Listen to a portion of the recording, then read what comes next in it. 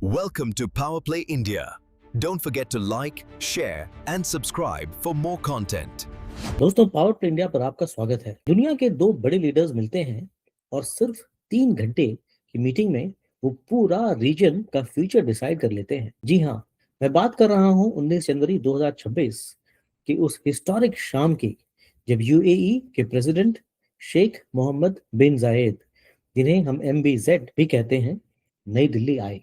ये कोई normal diplomatic visit नहीं थी। इस मीटिंग में ट्रेड, एनर्जी, न्यूक्लियर पावर और डिफेंस पर ऐसे एग्रीमेंट्स साइन हुए हैं जो अगले 50 सालों तक जियोपॉलिटिक्स को शेप करेंगे। आज इस वीडियो में हम डिकोड करेंगे अबू धाबी और न्यू दिल्ली की एक्सेस। क्यों प्रधानमंत्री मोदी ने प्रोटोकॉल तोड़ा, क्या है डिजिटल एम्बेसी और कैसे यूएई अब भारत की न्यूक्लियर एनर्जी को पावर करेगा।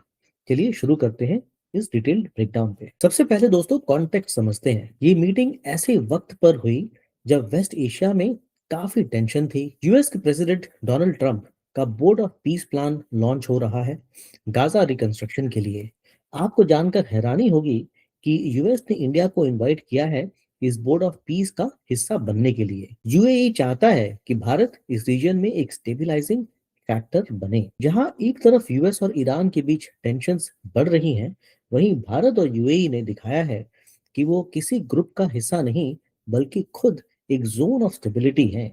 ये विजिट प्रूफ है कि भारत अब ग्लोबल सिक्योरिटी आर्किटेक्चर का सेंट्रल प्लेयर बन चुका है। दोस्तों, डिप्लोमेसी में बॉडी लैंग्वेज सब कुछ होती है। जब प्रेसिडेंट MBZ दिल्ली लैंड हुए तो प्रधानमंत्री मोदी जी ने स्टैंडर्ड प्रोटोकॉल तोड़ दिया और खुद एयरपोर्ट पर उन्हें रिसीव करने पहुंचे। उन्होंने MBZ को गले लगाया, एक वार्म एम्ब्रेस जो इनके ब्रदरहुड यानी भाईचारे को दिखाता है। लेकिन सबसे इंटरेस्टिंग बात थी, दोनों लीडर्स एयरपोर्ट से पीएम की रेजिडेंस तक एक ही गाड़ी में गए। इससे कार डिप्लोमेसी कहते हैं। गाड़ी के अंदर बिना किसी एड्स का एडवाइजर्स के लीडर्स सबसे सेंसिटिव और सीक्रेट बातें करते हैं। गिफ्ट्स की बात करें तो प्रधानमंत्री मोदी जी ने उन्हें गुजरात का एक हैंड कार्व झूला यानी स्विंग गिफ्ट किया, जो फैमिली वैल्यूज का सिंबल है, क्योंकि यूएई ने 2026 को ईयर ऑफ फैमिली डिक्लेयर किया है। अब आते हैं धंधे की बात पर, बिजनेस की बात पर। 2022 में भारत ने CEPA एग्रीमेंट साइन किया था। 2025 तक भारत का ट्रेड 100 बिलियन पहुंच गया, लेकिन इस मीटिंग में टारगेट किया गया है 200 बिलियन, कब तक? 2032 तक। और ध्यान दीजिए, ये ट्रेड कोई सिर्फ तेल और खजूर का नहीं है। फोकस अब फिनिश्ड गुड्स और हाई टेक मैन्युफैक्चरिंग पर है। दोनों लीडर्स ने डिसाइड किया है कि भारत और यूएई के MSMEs यानी जो स्मॉल बिजनेसेस हैं को जोड़ा जाएगा। मतलब अगर आप एक छोटे व्यापारी हैं तो यूएई का मार्केट अब आपके लिए खुलने वाला है। लेकिन ट्रेड बढ़ेगा कैसे? इसके लिए तो बड़े प्लान्स लॉन्च हुए हैं। पहला है भारत मार्ट। दुबई के जेबल अली फ्री जोन में एक बहुत बड़ा वेयरहाउस और डिस्ट्रीब्यूशन हब बन रहा है। सोचिए, आप अपना माल मुंबई से भेजते हैं, वो दुबई में स्टोर होता है और वहां से अफ्रीका और यूरोप में बेचा जाता है। ये भारतीय एक्सपोर्टर्स के लिए गेम चेंजर है। दूसरा है वर्चुअल ट्रेड कॉरिडोर। इसका मतलब है पेपरलेस कस्टम्स। अगर आपका कंटेनर मुंबई में चेक हो गया तो दुबई में दोबारा चेकिंग नहीं होगी। टाइम बचेगा, पैसे बचेंगे। एनर्जी सिक्योरिटी किसी भी देश का बैकबोन होता है। इस विजिट में ADNOC यूएई की कंपनी है और HPCL भारत की कंपनी है। उन दोनों के बीच में एक मैसिव LNG डील साइन हुई है। 2028 से शुरू होकर अगले 10 सालों तक यूएई हमें 0.5 मिलियन मेट्रिक टन गैस हर साल देगा। इसका फायदा क्या है? ग्लोबल मार्केट्स में गैस के प्राइसेस ऊपर नीचे होते रहते हैं। इस डील से हमने अपनी सप्लाई और प्राइस फिक्स कर ली है। चाहे दुनिया में कुछ भी हो, भारत की एनर्जी सप्लाई सिक्योर रहेगी। अब बात करते हैं सबसे बड़े सरप्राइज की, न्यूक्लियर एनर्जी। 2025 में भारत में शांति एक्ट पास किया था। पावर प्ले इंडिया पर भी एक डीप डाइव है शांति एक्ट पे, उसका लिंक आपको इसके डिस्क्रिप्शन में मिल जाएगा। इस नए कानून ने न्यूक्लियर सेक्टर में फॉरेन इन्वेस्टमेंट अलाउ कर दिया। यूएई पहला देश बन गया है जो इसका फायदा उठाएगा। यूएई के पास पाराका न्यूक्लियर प्लांट का एक्सपीरियंस है। अब वो भारत में स्मॉल मॉड्यूलर रिएक्टर्स SMRs बनाने में मदद करेंगे। ये रिएक्टर्स छोटे होते हैं और सेफ क्लीन एनर्जी प्रोवाइड करते हैं।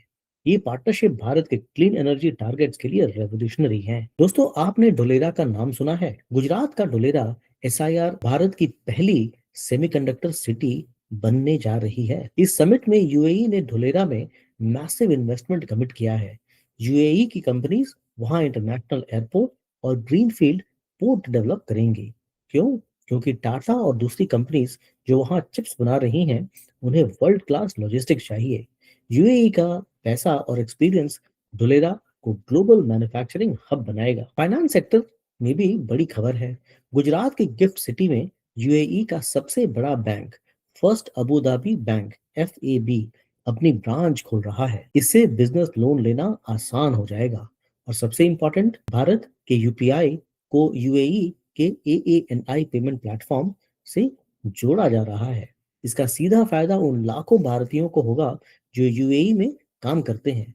अब वो इंस्टेंट और सस्ते में पैसा भारत भेज सकेंगे। दोस्तों, ये रिश्ता अब सिर्फ दोस्ती का नहीं, सुरक्षा का भी है। दोनों देशों ने strategic defence partnership framework sign किया है। अब भारत सिर्फ वेपन्स की खरीदारी नहीं, बल्कि मिलकर बनाएंगे, यानी को प्रोडक्शन। यूएई का एज ग्रुप और भारत की गरुड़ एरोस्पेस मिलकर ड्रोन्स डेवलप करेंगे।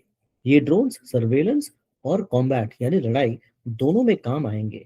टेरर थ्रेट्स से लड़ने के लिए ये इंटेलिजेंस शेयरिंग और टेक कोऑपरेशन बहुत जरूरी है। दोस्तों, वीडियो का ये हिस्सा सबसे इंटरेस्टिंग है। क्या आपने कभी डिजिटल एम्बेसी का नाम सुना है? एम्बेसी तो आपने सुना है, बट डिजिटल एम्बेसी क्या होता है? भारत और यूएई इस कॉन्सेप्ट पर काम कर रहे हैं। इसका मतलब है कि भारत का क्रिटिकल डेटा यूएई के सर्वर्स में स्टोर होगा, लेकिन उस पर कानून भारत का ही लगेगा। जैसे एक एम्बेसी पर होस्ट कंट्री का कानून नहीं चलता, वैसे ही डेटा पर यूएई का एक्सेस नहीं होगा। ये लेवल का ट्रस्ट दुनिया में रेयरली देखने को मिलता है। साथ ही दोनों देश मिलकर सॉवरेन एआई और सुपर कंप्यूटिंग क्लस्टर्स भी बना रहे हैं। तो दोस्तों, 3 घंटे की इस मुलाकात ने साबित कर दिया कि भारत और यूएई का रिश्ता अब ट्रांजैक्शनल नहीं बल्कि स्ट्रेटेजिक है। एक तरफ लोथाल गुजरात में यूएई हमारे एंशिएंट मैरीटाइम हेरिटेज म्यूजियम में हेल्प कर रहा है, और दूसरी तरफ डिजिटल एम्बेसीज के जरिए फ्यूचर सिक्योर कर रहा है। ये 4000 साल पुराने रिश्ते 21st सेंचुरी का ग्रोथ इंजन बन चुका है। दोस्तों, आपको क्या लगता है? क्या भारत का डिजिटल एम्बेसी वाला डिसीजन सही है? कमेंट में हमें लिख के बताएं कि आपकी क्या राय है। इसके साथ ही पावर प्ले इंडिया का ये एपिसोड खत्म होता है। पावर प्ले इंडिया देखने के लिए बहुत बहुत धन्यवाद। आपको ये वीडियो पसंद आया तो इसे लाइक, शेयर और सब्सक्राइब जरूर करेंगे। जय हिंद, हम दोबारा मिलेंगे। Welcome to Power Play India. Don't forget to like, share, and subscribe for more content.